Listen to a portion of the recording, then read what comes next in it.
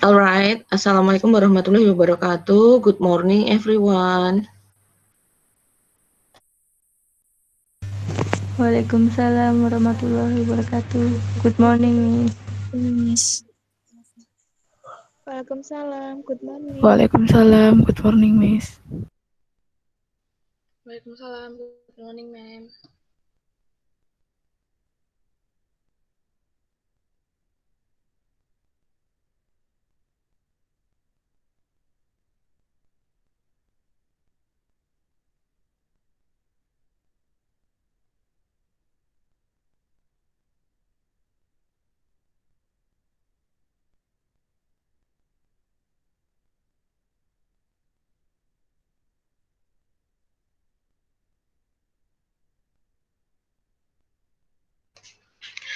Ya, oke, kita mulai. Sudah ada sekitar 31 anak yang bergabung. Sesuai jadwal, nanti sekitar tanggal 15 kita akan ada ujian penjajakan atau tryout. And then nanti di tanggal 22 akan ada ujian sekolah. Nah, kisi-kisinya saya share sebagai berikut. Nanti bagi yang tidak bisa join, akan saya backup di grup Pendatri WA karena kelompok kalian jadi satu ya, UPW, PH1 dan PH2, maka saya buat grup baru untuk memudahkan komunikasi. Oke, apakah screen saya dapat terlihat oleh kalian? Dapat, Miss. Bisa ya? Ya, baik. Kita lanjutkan. Sebentar, saya admit beberapa teman kalian. Oke. Nah, di sini sesuai yang disampaikan dalam edaran ujian sekolah, ada soal bahasa Inggris berjumlah, sebentar. Jumlah soal untuk mata pelajaran bahasa Inggris ada 50, ya, there are 50 multiple choice question, and then komposisinya 25% untuk kelas 10, berarti ada sekitar 12 soal, kemudian harusnya kan 12,5 ya, tapi karena kita bagi dua, jadi yang satu kelas 10-nya jumlah soal 12, kelas 11-nya jumlah soal 13, kelas 12-nya jumlah soal 25. Kemudian jangan lupa untuk soal bahasa Inggris pilihannya hanya sampai dengan D. Kemudian bentuk soal, strukturnya akan mirip dengan tes TOEIC. Mungkin beberapa kalian sudah ada yang kemarin ikut Viera atau TOEIC-nya. Nah, kita akan sesuaikan. Kita ada pictures, incomplete dialogue, reading comprehension yang dibagi dua, berupa teks dan berupa dialog. Jadi menjawab pertanyaan berdasarkan dialog, dan yang terakhir adalah close test. Oke, sebentar. Nah, untuk soal pictures itu biasanya atau regularly it is designed for listening test. Jadi pictures itu biasanya didesain untuk soal-soal listening, tetapi di sini karena keterbatasan di mana sekolah kita itu ada beberapa siswa yang ABK, maka untuk mengakomodir maka pictures-nya nanti kita set atau incomplete dialognya juga kita set sebagai soal reading. Jadi pictures-nya itu semacam kalian menjawab soal berupa caption atau menentukan caption. Begitu. Next. Nah, di materinya, materi yang akan diujikan, materi ujinya jika dia berupa teks. Jika soalnya itu berupa teks, maka there are three scopes. The first relates to social function atau fungsi sosial atau purpose of the text, tujuan dari teks itu apa. The second one is the text structure, bagian-bagian teksnya itu apa saja. And then the last itu linguistic element. Di linguistic element ini kalian biasanya akan ditanyakan tentang misalnya ada simple present, atau ada conditional sentence, atau menggunakan verb, adjektif, jenis kata, personal pronoun, preposisi, seperti itu. Nanti kita bahas satu persatu. Nah, itu untuk scope yang akan diujikan terkait teks. Berikutnya, kita masuk ke sampel soal. Di sini yang saya bilang tadi, jika ini biasanya di tes TOEIC atau Viera itu berupa listening, jadi ada gambar kemudian diperdengarkan, kalian diminta memilih ABCD-nya. Akan tetapi nanti kami tim akan membuat soalnya itu berupa reading text, dan kalian tentukan caption dari gambar tersebut, which is sebentar. Oke.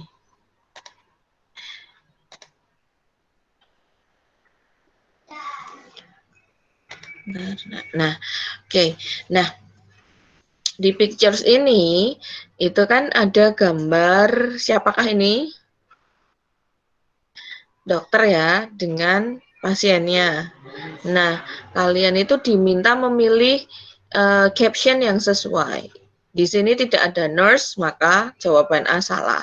Dentist karena dia tidak ada, ini kan patient. Nah, patientnya ini tidak menunjukkan giginya, maka tidak mungkin ini seorang dentist.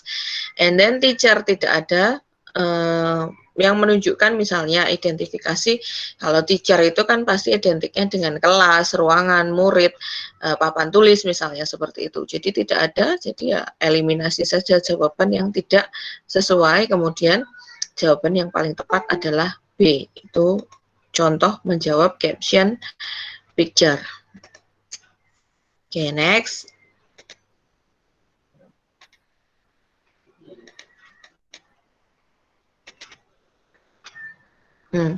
Question and response. Ini masuk ke dialog. Di soal ini adalah ada minimal 2 dialog.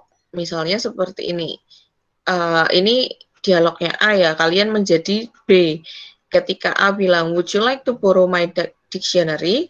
Nah, would you like to borrow my dictionary adalah menawarkan kamus untuk dipinjam. Berarti jawabannya yang tepat ya, yang D. Itu contohnya. Next. Short conversation. Kalau tadi di question and response itu dia cuman dialognya berupa 2 baris, yang satu kalian jawab sendiri. Tetapi kalau short conversation itu minimal ada 3 baris.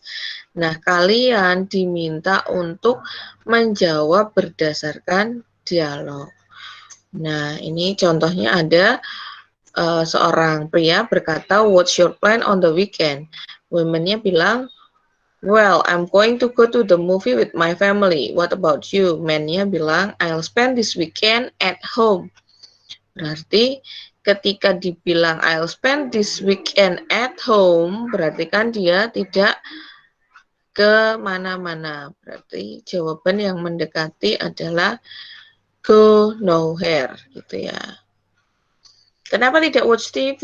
Ya, belum tentu juga dia spending weekend-nya itu dengan watch TV, tetapi dia berada di rumah, berarti tidak kemana-mana.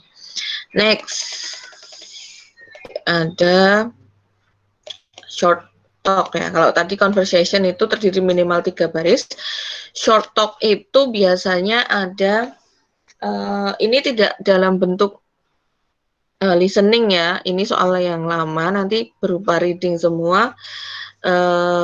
Short talk ini lebih nanti kita ganti ke functional text. Functional text itu apa? Kita bahas setelah ini.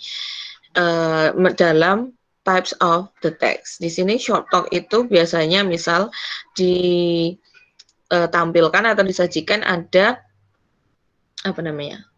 Pengumuman ya, di situ ada attention please. Nah, berarti ada functional text berupa announcement. Kemudian kalian menjawab berdasarkan announcement tersebut. Oke. Next. Kita punya types of the text. Types of the text di sini adalah tipe-tipe atau jenis teks yang akan keluar di baik itu penjajakan atau ujian sekolah. Nah, kita sudah pilihkan teks yang sering atau ada di kehidupan kita sehari-hari, maka itu yang akan kita ujikan. Gitu. Adakah yang masuk? Oke, wait. Nah, ini ya. Di nomor 1, 2, 3, 4, 5 teks di atas ini berupa jenis teks berupa essay. Tetapi kalau announcement, invitation, and letters atau surat itu berarti functional text.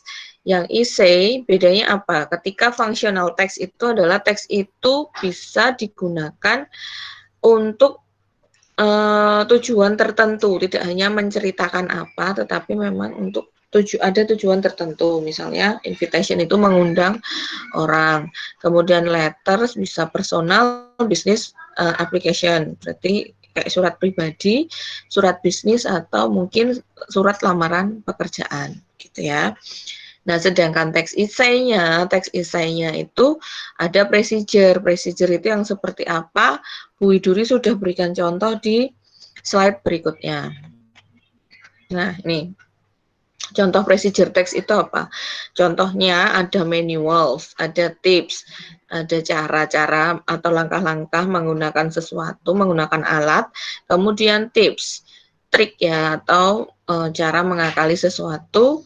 Contohnya seperti belanja online, misalnya seperti cara melakukan belanja online itu seperti apa. And then next, recount text. Recount text itu jenis teks seperti apa?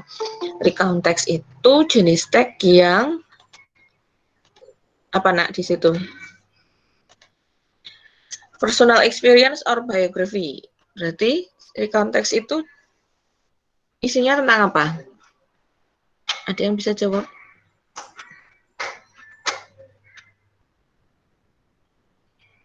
Halo? Halo nak, are you there? Mbak Amal? Iya, Miss. Apa itu recount text?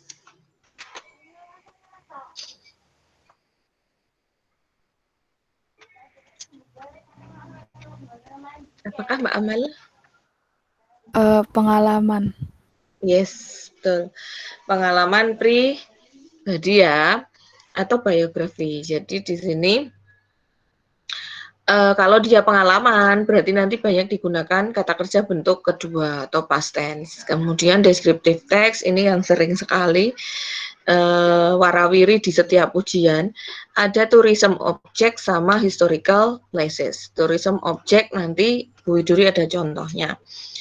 Kemudian di slide-slide berikutnya. Kemudian report itu ada teknologi sama environment.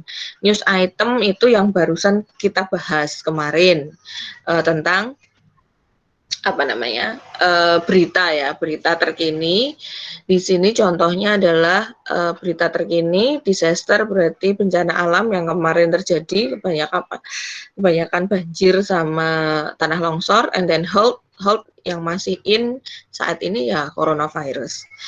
Kemudian, nah ini adalah contoh-contoh, itu tadi contoh teksnya, yang ini contoh pertanyaannya.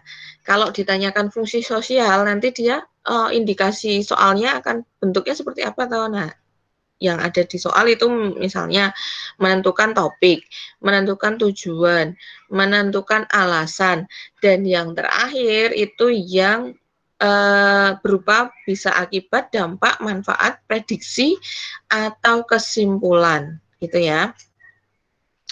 Nah, di sini adalah contohnya what should bla bla bla, what should you do after getting the invitation. Berarti di sini tidak ada di teks. Contohnya misalnya ada undangan apa ya, misalnya housewarming party. Ada invitation itu, personal invitation, housewarming party.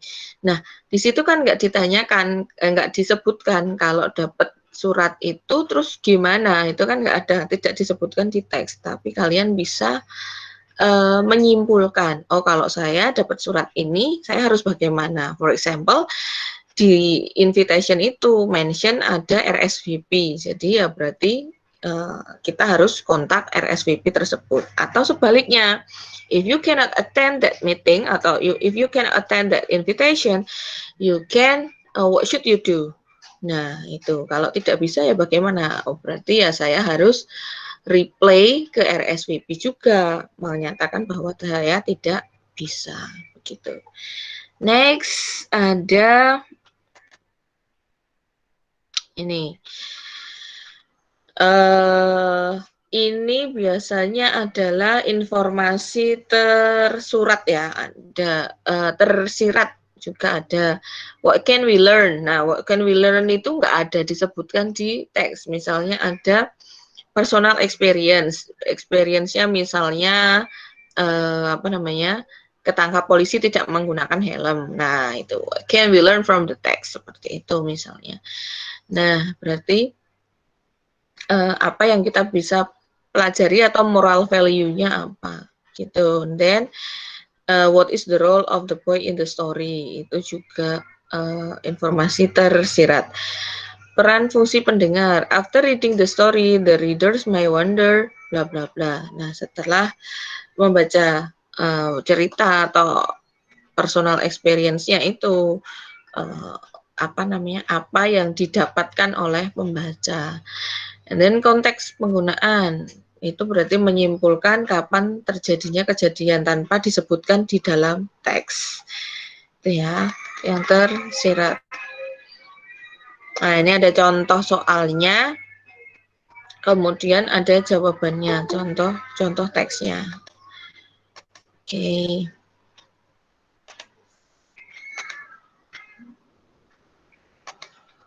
And then berikutnya ini masih di reading comprehension. Ini pasti ada. What is the main idea berarti tersurat. What should we do after inserting the card? Nah, ini pasti tersurat. Langkah apa selanjutnya? Nah, itu berarti harus baca dulu bacaannya, kemudian bisa ditentukan. Berarti informasi tersurat. Next, ini contoh descriptive text tadi, tourism object itu di situ dimention kali biru. Itu contohnya. Kemudian unsur kebahasaan itu bisa similar meaning.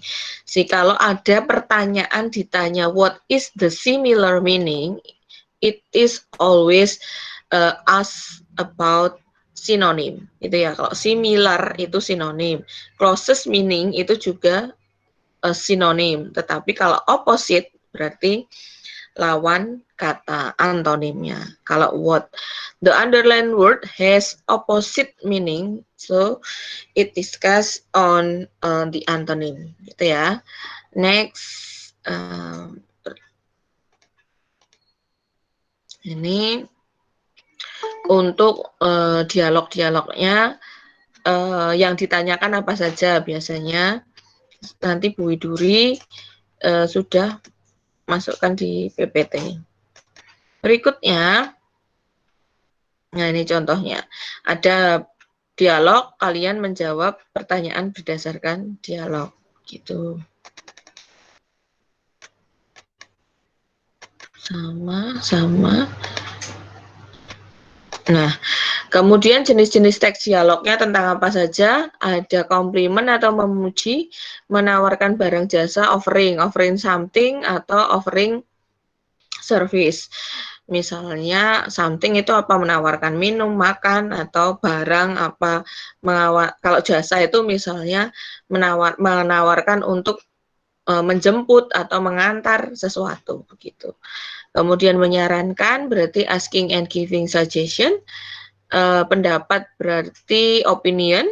Kemudian daily activities, agreement, setuju atau tidak agree, setuju atau tidak setuju, nah itu agreement ya. And then necessity or obligation itu yang kemarin terakhir kelas 12 kita bahas, yang menggunakan must, have to, atau supposed to. Nah, begitu. Atau need to, ada juga. Next, incomplete dialog. Nah, Bentuk lain dari dialog, selain menjawab pertanyaan berdasarkan dialog, ada juga mengisi bagian yang rumpang. Tetapi soal seperti ini biasanya tidak kami lakukan karena di sini bla bla bla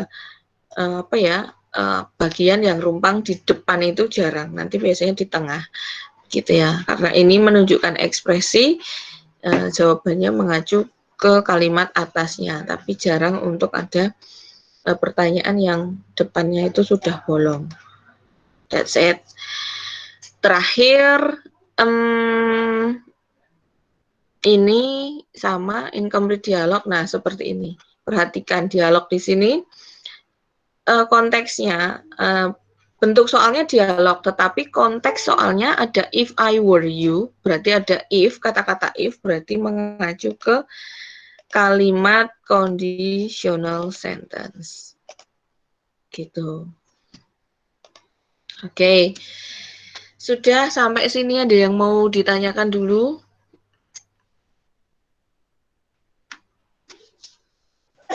Belum. Belum, enggak ada. Ini nanti saya share di grup ya. Jadi Bu Widuri punya acuan soalnya apa, kemudian bentuk soalnya, contohnya seperti apa sudah ada di PDF ini. Kemudian nanti kisi-kisi detailnya nanti saya share di grup Pendatri juga. Kalau tidak ada question, saya akhiri kegiatan pagi ini. Kalian untuk pagi ini masih membaca kisi-kisi dulu saja. Kita ketemu lagi hari apa ya, anak-anak?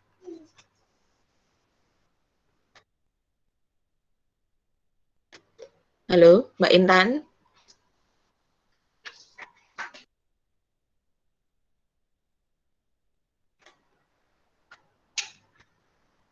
Jadwal kita ketemu lagi hari kapan? Kamis kayaknya, Miss Mem. baru dicek Kamis, Mem. Kamis ya, oke. Kamis nanti teknisnya Bu Widuri kasih soal dulu, kemudian pembahasannya menggunakan nanti video saja atau tertulis juga bisa atau voice note. Jadi nanti ada soal, mulai kalian kerjakan 1 jam untuk mengerjakan soal, 1 jam dibahas. Jadi tidak ada 1 jamnya itu maksud saya tidak yang habis 1 jam, maksudnya 50 soal untuk 1 jam tidak, tapi kita fokus misalnya ke pictures dulu sama dialog. Nah, nanti kita bahas dulu. Misal di 1 jam itu cuma ada 10 soal. Gitu, baru kita bahas. Gitu ya, Nak ya. Is it clear? Right, Mem. Clear. Okay, Ma'am. Yeah. It's clear. Okay. If you already understand what we are already talking about, you can raise your hand using the sign raise hand, and then I will close this meeting. Kalau sudah paham, boleh raise hand ya. Oke. Ya, baik. Sampai bertemu di grup. Thank you for joining my class. Kita boleh diskusi di grup jika ada yang mau ditanyakan setelah kalian membaca. Kalau tidak, ya sudah, nanti kalian bisa melanjutkan aktivitas berikutnya. Oke, see you on Thursday. Wassalamualaikum warahmatullahi wabarakatuh. Good morning. Waalaikumsalam. Thank you, Miss. Warahmatullahi wabarakatuh. Nah.